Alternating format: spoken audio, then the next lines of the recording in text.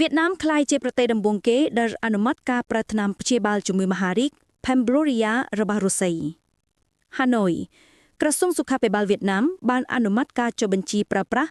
Pembrolizumab ជាថ្នាំចាក់ព្យាបាលជំងឺមហារីកផលិតដោយរុស្ស៊ីដែលមានផ្ទុកសារធាតុថ្នាំ Pembrolizumab ដើម្បីផ្ដល់ជំរឿនព្យាបាលថ្មីសម្រាប់ប្រជាជនវៀតណាមនេះបើតាមដកស្រង់ចេញផ្សាយពីសារព័ត៌មានវៀតណាម VN Express តាមរដ្ឋបាលថ្នាំនៃក្រសួងសុខាភិបាលវៀតណាម Pembrolizumab ស្ថិតនៅក្នុងចំណោមវ៉ាក់សាំងនិងផលិតផលថ្នាំពេទ្យចំនួន14ដែលទទួលបានអាជ្ញាប័ណ្ណសម្រាប់ចរាចរណ៍កាលពីដំណាច់ខែតុលាកន្លងទៅ Pembrolizumab ដែលត្រូវបានផលិតដោយក្រុមហ៊ុនរុស្ស៊ី Limited Liability PK 137នឹងចុះបញ្ជីដោយរោងចក្រមួយនៅប្រទេសអេមីរ៉េតអារ៉ាប់រួមមានផ្ទុកសារធាតុថ្នាំ Pembrolizumab 100 មីលីក្រាមក្នុងចំណោះ4មីលីលីត្រPembrolizumab ត្រូវបានណែនាំសម្រាប់ការប្រើប្រាស់ក្នុងការព្យាបាលជំងឺមហារីកជាច្រើនប្រភេទ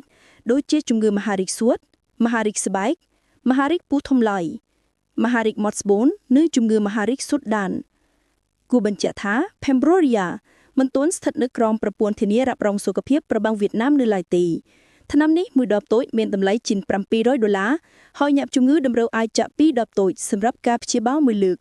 Juvo